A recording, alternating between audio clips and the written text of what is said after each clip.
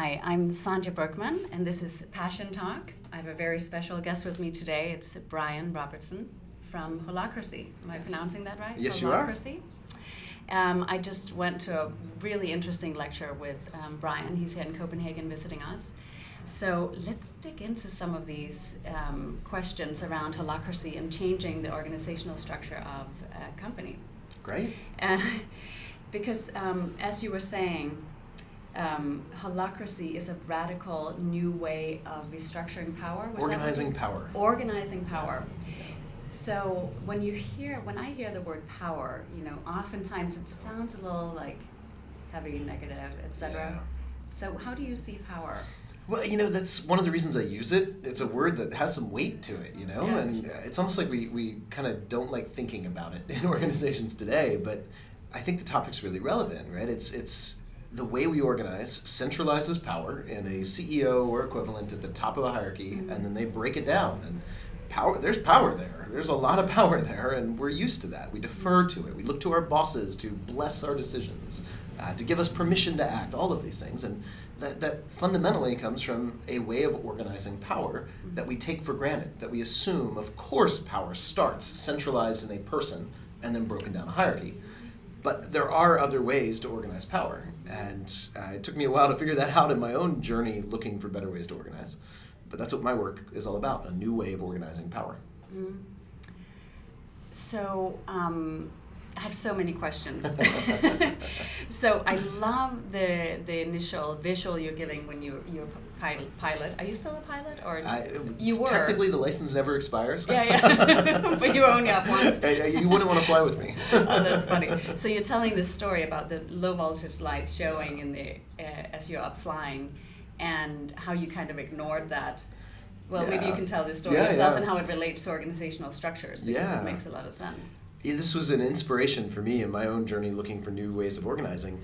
I'm a private pilot, and when I had one of my first flights without an instructor, I was still a student, my low voltage light came on about halfway through a long trip, and I didn't really know what that meant, so I just checked all the other instruments, right? And my altimeter said everything's fine, you're not losing altitude. My airspeed was fine, not losing speed. My navigation aid said I'm perfectly on course. So my instinct was to ignore the low voltage light. Basically, I let the other instruments outvote it, right? I figured it can't be that big of a problem when only one instrument is reporting anything anomalous. And it turns out that's a terrible decision. It turns out I nearly crashed the plane that day. And when I finally did, I made it down barely, I realized I do this in my organization, right? It's often one lone person that senses something that could be better, or that is in danger of crashing our company or our project or whatever. And often that one lone person doesn't have a pathway to get change enacted in an organizational system. Often they get outvoted because not everyone sees it, or they don't think it's as important or whatever. And it's really hard when you are the low voltage light in your team, and we've all been there, I think, at some point. When you're that low voltage light and you're sensing something that no one else really sees like you do, it's so hard to drive change. And that left me hungry for there's got to be a better way. How can we find an organizational structure or processes that make sure anyone who senses something that could be better can get change enacted without all the politics and bureaucracy and red tape and all of the things that limit it in most companies. Absolutely. And I believe it was a TED Talk that you've done a TED Talk on this. I think, at least what I gathered from it was, because I'm a sensitive person myself, meaning I sense things before many other people, and so when you said the low voltage lights, I was like, oh, well, that's kind of me. I sense things. So when you have these, people can be sensitive in different ways. And often when you're more sensitive than the general population or in a structure, in an organization, you'll verbalize things and because you sense it much sooner. But as a structure, as an organization or as a society, we're just not... we don't necessarily, we find that a nuisance. Oh, now that's that person again, because it's the same people typically that are more sensitive, right? So they're the ones that, and if you're like me speaking up, you also become a little bit annoying, maybe, you know? The squeaky wheel. The squeaky wheel. Yeah. Now it's that person again, you know? Yeah. Oh. And if the majority of the company are not necessarily seeing or sensing the problem yet, they tend to only sense it when it has become a bigger problem. Yes. So do you have a process where you deal with that, or we do. open that up? Yeah. So one of the big shift with Holacracy, instead of vesting power at the top of a hierarchy and breaking it down a management hierarchy, Holacracy uses a different method to structure a company without a management hierarchy. So when people first hear that, they often think, no management hierarchy, that means no structure and chaos and big long meetings where everybody talks forever. And it's actually quite the opposite. It's not just about throwing out the management hierarchy. It's about replacing it with a set of processes that allow anything to be changed when you are that squeaky wheel or low voltage light, right? So instead of the manager trying to solve problems, which in the management hierarchy, if we look to the manager to break down the work, figure out who's going to do what, tell people what to do, define the processes and the policies of a team. With Holacracy, we replace the manager's job doing that with a process called a governance process. And about once a month or twice a month, anyone on a team is invited to govern that team. And there's a defined process where anyone can bring up something that is in the way of them getting their work done or achieving their purpose of their role, and propose a change to any policy, any rule, or any other person's job on that team. And through that, because everyone on a team has access to that, it's not just the manager's job, there is no manager anymore, to fix processes and drive change, which is why the low voltage light is so difficult it's hard to drive change when your boss doesn't see it, or when your boss is overwhelmed and overloaded. Absolutely. And now you can drive it yourself. You go to a governance process and say, hey, I want to change this. Yeah. And there's a process to guide you through that, and then a structure to make sure the change has a kind of a really tangible end result. Yeah. That's great. So it really is that shared power. Yeah. In the sense that it's really business happening at the individual level. It's co-creative. Yeah. Very much so. Yeah, very much. Yeah. In fact, it's sometimes people think of it at first as about stripping power away from the old managers, but it's more accurate to say it's about giving everyone else the same power with the same tools to drive change in the company that the managers used to have. So it's really, it is very co-creative in that sense. Yeah. Everyone has a lot of autonomy in their piece, and yet a lot of access to influencing the overall way we work together. And that's on every team, not just up a hierarchy at the top. Every team self-governs. Yeah. So lots more access to that kind of collaborative change. So that really means that the individual, so in this structure, what I'm also hearing is that there's probably a process of learning for an individual if you haven't necessarily been used to being assertive and taking charge and being in power. Yep. It's because there's also a structure that we grow up in societally and in our education system that we haven't learned that we actually have power, right? Yep. So it's like asking for permission. So all of a sudden there's this internal process of each individual on the team. It's funny, sometimes the more common question I get, this one's much more interesting, is about the old managers letting go of power because they're having to learn a new way to lead. But what I see in practice, the harder challenge is the one you're pointing out. That's a challenge for sure, but it's not like everyone's just wanting and ready to step up and lead and take power on in organizations.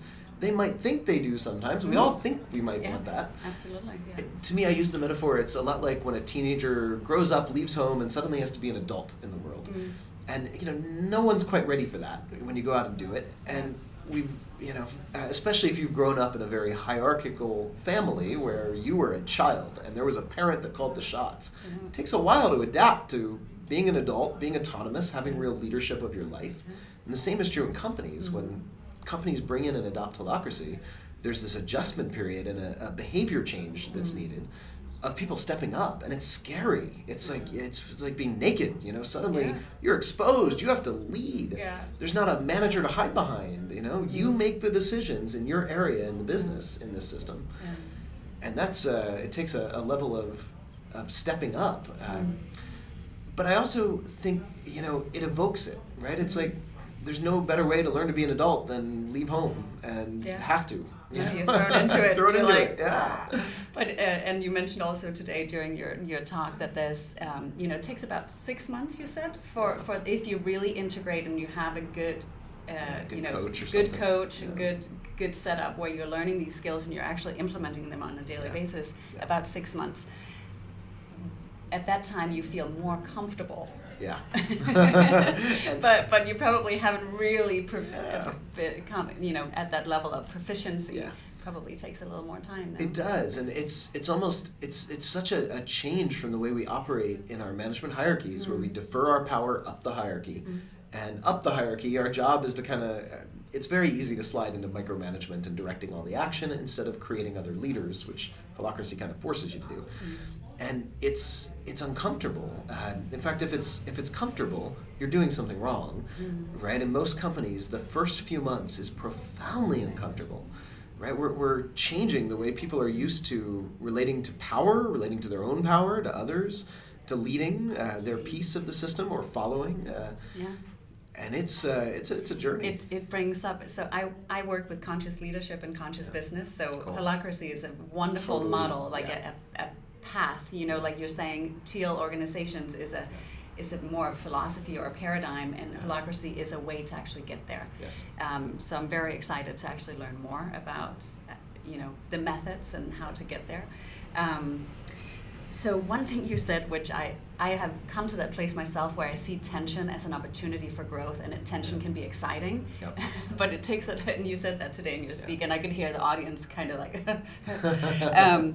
because it takes a lot of understanding and a lot of time to get to that place where you see tension or friction as an opportunity, like an excitement. This is an opportunity to change something. It's an opportunity to grow. It's an opportunity to shape our organization in towards a positive direction. Yes. Can you say a little more about tension and the opportunity that lies in tension? Yeah, and there's even more to it. Even beyond it's your learning tool, it's your teacher, right? Your tension is pointing out exactly where you need to shift something, or you have an opportunity to improve something. But it also is the thing that keeps us grounded. I think one of the challenges in organizations, it's so tempting to over-design processes, policies, roles, structure, anything. And that's where we get a lot of bureaucracy from. It's somebody's good idea. Nobody sits down and say, let me create a bureaucratic structure to frustrate people, right? Are you sure? It's most of it started as somebody's good idea. Like, yes, I've got, I think this is the brilliant design to solve all our problems. And often they're just wrong. It's just too hard to anticipate everything and design up front. So one of the things that reacquainting ourselves with our tension and embracing it does is it keeps us grounded. When we design not to solve our mental theory, but to solve the thing we experienced, it grounds us out of our head and into our experience. It invites us to drop into our body, our emotion, our feel what are you experiencing in this organization that's actually in your way of expressing your purpose better. And you might call that a problem, but you also might call it an opportunity. It's something in the way of me better fulfilling the purpose of my piece of this system. And you solve using your mind, but just solve for that one tension. And just take one, not a big thing, just one little tension. This process, every time I do it, this one thing is difficult. Solve that. Or, didn't follow up with the client in the right way. Okay, great, there's a tangible thing. Solve just that. And one of the big shifts that Holacracy brings in, and it shows up tangibly in the way we meet. In most businesses, we have these meetings where maybe one person brings up a tension, but before we know it, it becomes everyone discuss this topic, and all these theories get in the way, and then we get analysis paralysis as we're all stuck in our heads. And Holacracy shifts that to all meetings become solve one tension at a time, and what you're doing is not discussing a topic. It's one person adds something to an agenda because they have one tension they want to solve themselves. And the rest of the team's job is just to hold space and help them figure out how to solve that one tension with a incremental, tangible improvement. And then once we're done that, let's do that quick, and then let's give somebody else a turn. And it's their turn to add something to the agenda, talk about one tension and solve it.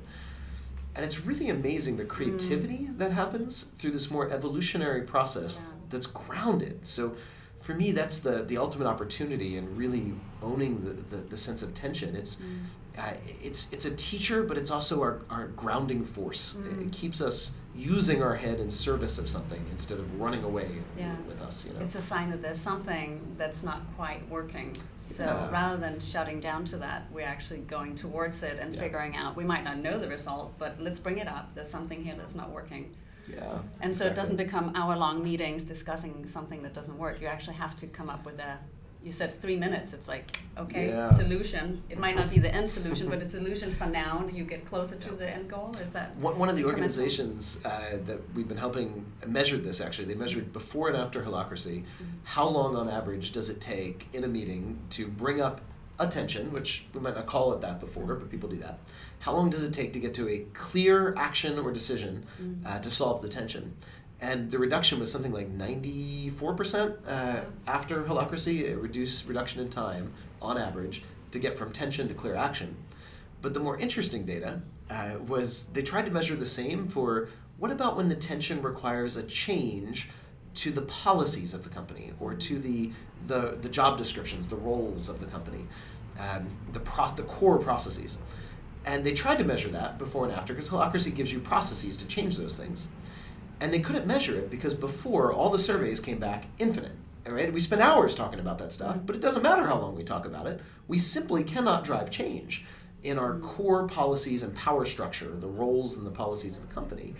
And after Holacracy, for them, after I think it was 6 or 12 months of practice, they averaged about 20 minutes to drive a change for one of those core power structure issues, which isn't just a reduction in time more efficient, it's giving their organization a new capacity to actually evolve and adapt the system in a way they simply didn't have before, which I think is really remarkable. That's remarkable. Yeah. And also how you talk about, because when people think about loose roles, we no longer have the hierarchy, they think about anarchy, as you say, or like chaos. And how important structures and clarity and clear communication and clear processes and so it's actually the opposite, and you really create these processes, flows that are very concise and create results. Yeah, Holacracy is more structured, not less, than a management hierarchy. That's incredible. Yeah, it's just the structure. It's lighter weight because it's much more fluid and flexible. It's not structure for structure's sake. It's structure to solve real things we've really run into, and it's the minimally sufficient solution for that real thing, but with a level of clarity that we're not used to in management hierarchies, right? In most management hierarchies, I can't tell you exactly what I can reasonably expect from all my colleagues, but I can in a company running with Holacracy. It's clear, and it's the output of the team's governance learning process. And I can tell you exactly what I can expect from everyone. I can tell you what decisions each person can make. And they know what decisions they can make without having to go talk to anyone because it's their job to lead that area. And they know the boundaries of that and the limits where they do need to talk to someone. And that level of clarity just lets you function so much smoother. Well, there's really freedom in there's freedom in the structure. You totally have to have that structure, because if you're constantly wondering where is the boundary and how much autonomy do I have to really come forth with different ways of driving the business, and you don't want to overstep anyone's boundaries because then you step on power and politics, and I've always had a hard time with the politics of business structure. I find that very challenging. And it's actually almost worse for the teams and individuals that have more self-awareness and more systems thinking capacity, because they're more aware of how their action could possibly negatively affect other areas. So the temptation to mitigate that is to get more input, get more integration with more people, because you're aware of how interconnected the system is, which is actually a real limit. It comes from a good place, but it slows things down. And what you really need to do is to clarify and figure out where are the areas where you don't need any integration or any input, and where do you? And if we kind of have that meta discussion instead of just defaulting to always talking to everybody and getting input all the time, but no, let's clarify where do we really need it and where don't we? And when we do need it, who do we need it from, and what roles, why, to what degree? When that gets clarified, you can then just execute so much faster without causing harm and side effects in the bigger system. Exactly. Or if you do, well, we learn from that. And if you do, then Holacracy has a process to then deal with that tension that might come from that. Exactly. So, Yeah. oh my God, I'm really excited about this. Me too. So, I know that Zappos is one of your clients. How long are you in the process with restructuring their business? Yeah, well, the beautiful thing at this point is they're mostly doing it on their own at this point. We check in with them, I don't know, once or twice a year, but they're 4 years in now, must be. We worked heavily with them for the first year and then moderately for the next year after that. And then they were pretty much off and running on their own. The learning journey continues. The journey to master Holacracy is about the same length of time as the journey to master being a manager in the management hierarchy. It's a lifelong thing, right? Yeah.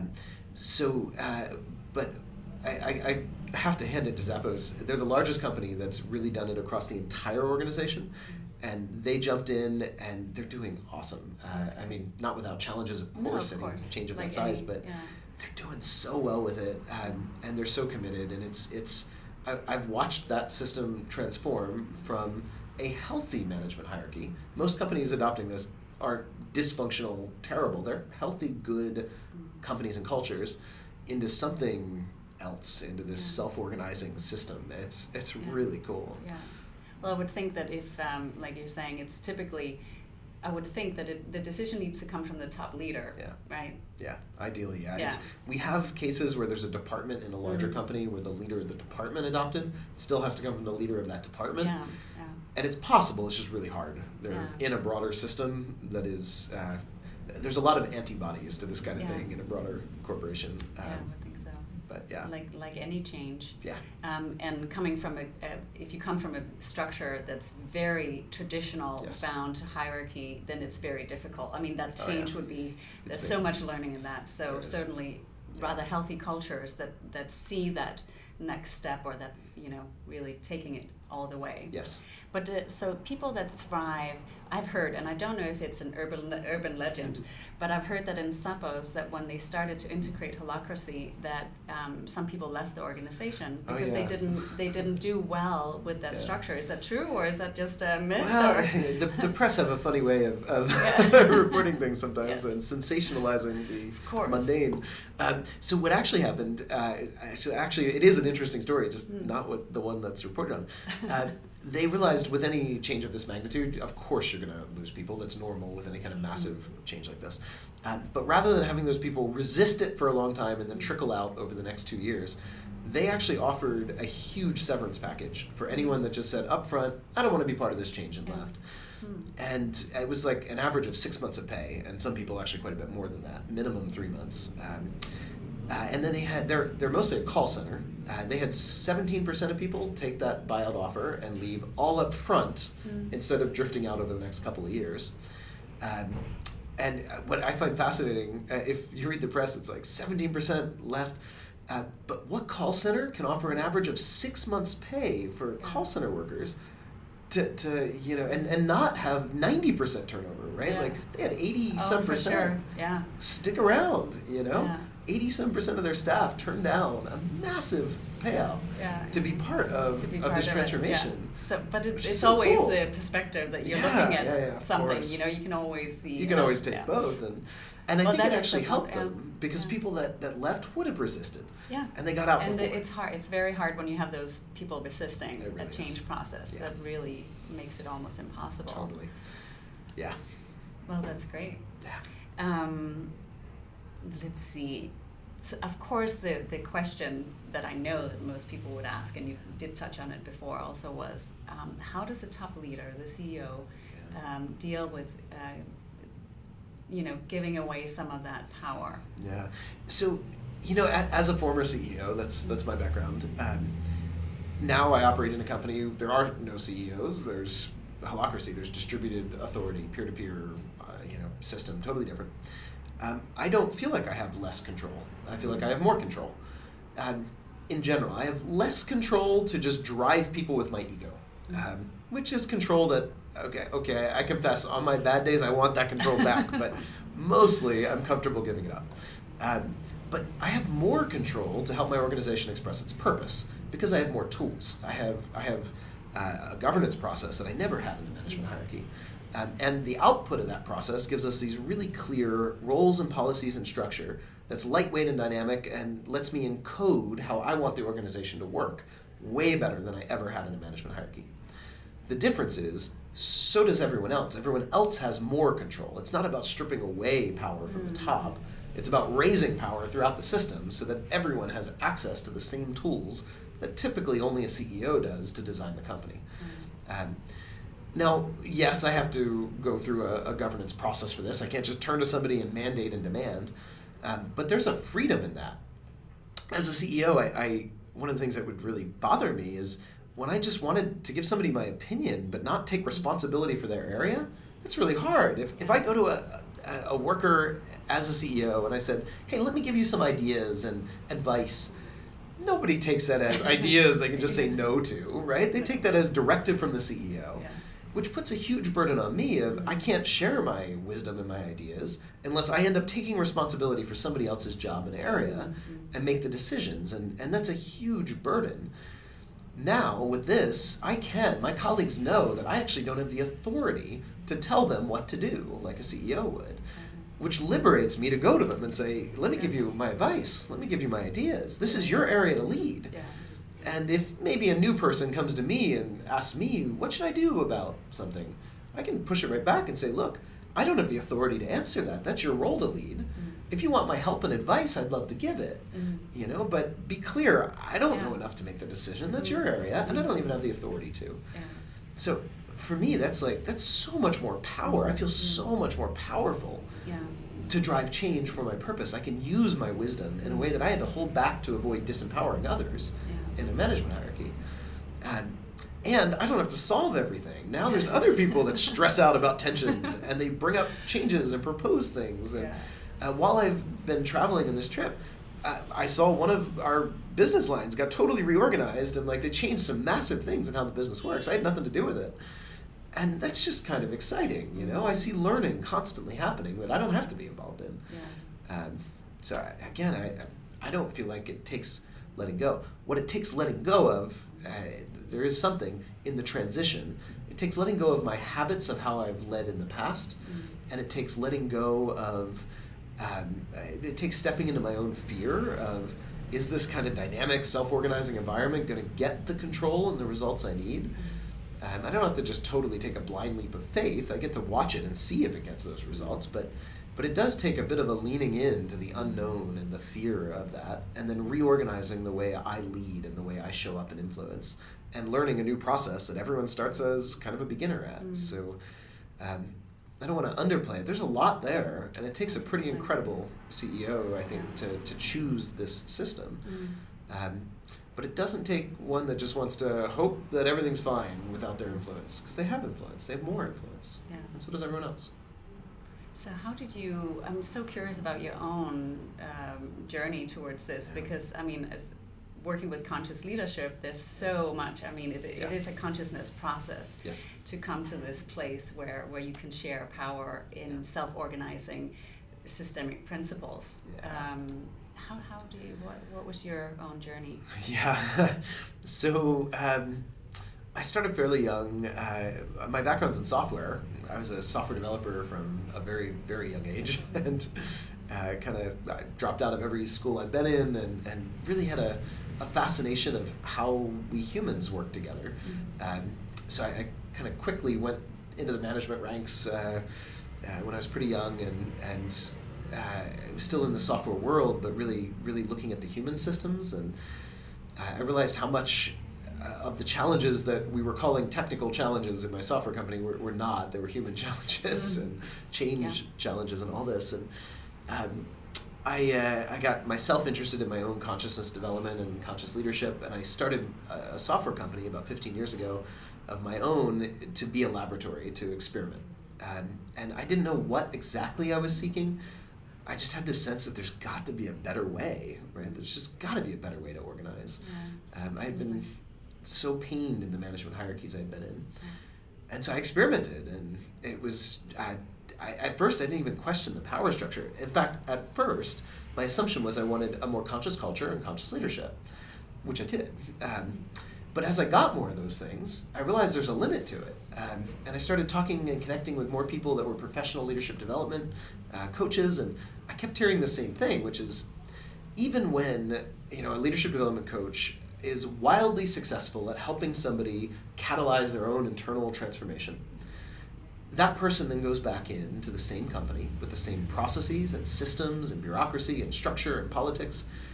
And if they manage to succeed at really taking in a new level of consciousness despite the system pulling them backwards, they often get so frustrated with those systems that they then drop out, quit, and become a leadership development coach. Right? Which I find fascinating, but so it's transforming people, but I really wanted to, how do I build a system that actually supports and reinforces that level of consciousness? And where I can use my own level of consciousness more effectively, because I felt crippled by the system I was in. I felt like I was bringing all this capacity that couldn't get used. Even as a CEO, I felt that way. Even as a CEO in a management hierarchy, I felt like I couldn't use all of my conscious capacity, and the system was fighting me. And so I really got hungry for how do I build that system. And once I had some part of that answer, at first it was just for my own company, I then got really drawn to, I want to bring this to others like me, conscious leaders that have a conscious culture, but they want more. They want to create a whole framework, a whole practice where everybody gets the benefit of using that level of consciousness, and where the structure itself supports consciousness. So for me, it was the draw to then share that. Well, that's fascinating, and it definitely mirrors my own experiences. That and what I typically say, I teach at University of Colorado Boulder. Cool. I used to live there, and now I teach conscious leadership at the Masters of the Environment program, which is wonderful. It's a very progressive place in general, and including the university. And what the students there ask is, well, how, because they will most likely go into an organization. I did the other route. I've been on my own, so, because I knew that I didn't want to be in that structure. But so how do they choose a job where they, because what the millennial generation, what they want is a sense of purpose, and they're much more connected with their whole selves, and where traditional business is, humans are seen as resources to create financial gain for the company. The human aspect is really lacking in the old business structure. Totally. And so we're seeing this millennial generation, which I love. I mean, many in our generation as well. But you see this younger cohort they don't want anything else. So it's is that what you're seeing as well? Oh yeah, I've yet to run into a millennial who says, "I just want a good paycheck that puts bread on the table." Right? They have a different set of values. No, they want autonomy and purpose and. They want to be treated as a conscious being, not as a cog in a machine. And the management hierarchy as a structure is a challenge. It doesn't rise to that challenge. No, it really doesn't. And you're working against it. There are companies that have created some really wonderful cultures, but you're working against the foundational power structure. And and that's changing. There's more than 1,000 companies out there now using Holacracy, and it's growing exponentially. And I think a lot of people in the millennial generation will be creating the next wave of companies that simply start on a different foundation.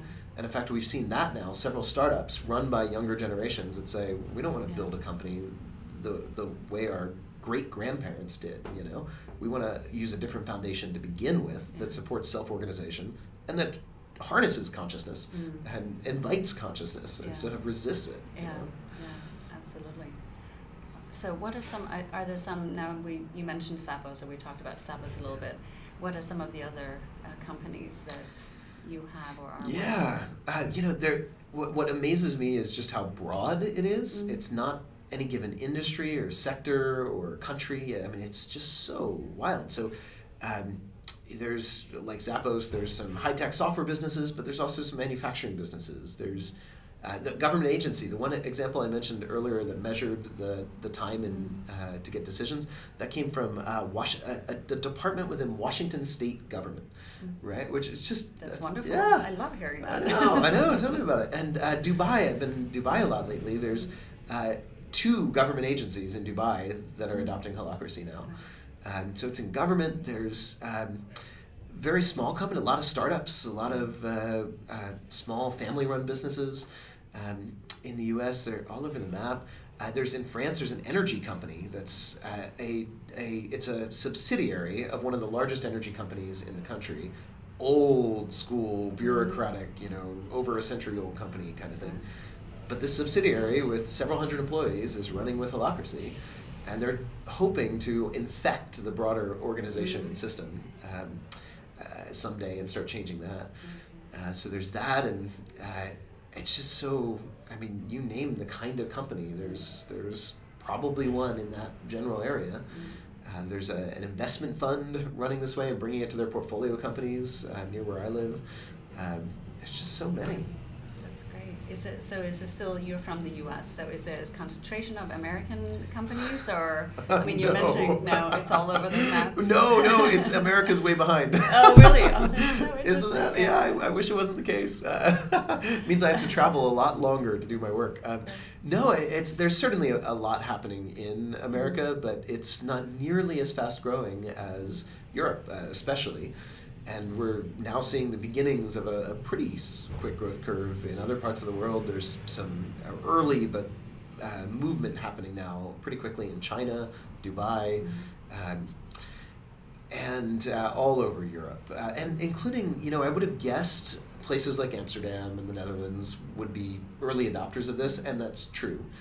But France is one of the earliest adopters, and I never would have guessed. It's a more hierarchical culture, and one of my colleagues there says, it's because we are so old school hierarchical, we've suffered from it more than most. Good point. The tension is the tension's higher, right? Yeah, that we need something more, So it's spreading throughout hundreds of companies there.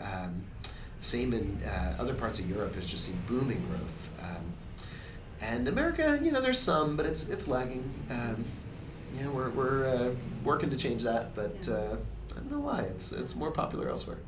It's interesting. So in the U.S., I primarily work in the, Boulder, Colorado is probably it's very aligned with, it's yeah. not really the U.S., right? Yeah. And in the sustainability and conscious business industry, these principles are very adapted there. Yes. But I tend to forget that U.S. is so many other things. It's a very big country. Yeah, it is. And the movement we are seeing in the U.S. is largely coming from networks connected to the conscious business movement or conscious capitalism or one of those. That network has really spread this a lot. Yeah, that's great. Is there any other, obviously we're speaking English here, but there will also be a Danish audience that's listening in. Yeah. And you were speaking here in Copenhagen. I wonder if that's your first time here. It is, yeah. This is a brand new area for us. I've already heard, though, there are a few organizations that have just started experimenting with Holacracy in Denmark. But it's a new territory. There hasn't been as much movement here yet. Although I have a hunch that might be about to change with all the recent stuff that's happening, just spreading the word here. And this is kind of how it started in many other countries, where there was some groundswell interest that then I did a talk. My book's coming out in the Danish translation. And what's the title of your book? Holacracy. Okay. Yeah. Good. Pretty easy, right? We'll know how to find that. That's coming out in the autumn, and that's how it started in a lot of other places. And once that happens, it's been following a fairly exponential growth curve in many other countries. So we'll see. By this time in a year or two, it might be a much bigger deal here. That would be great. Yeah, it would. Yeah. And in the meantime, there's neighbors in other parts of Europe that well, we can do some case case studies do a lot and of learn. case studies Yes. Yeah. Amsterdam is not too far away. Yeah. So. There's even a business school now in Switzerland. Business school Lausanne, BSL, that has adopted Holacracy, and it's really interesting how wide it's spreading. Yeah. Well, wonderful. Well, thank you so much for your time. I really appreciate it. Thank you. Thanks for the dialogue and helping us spread the word. Absolutely.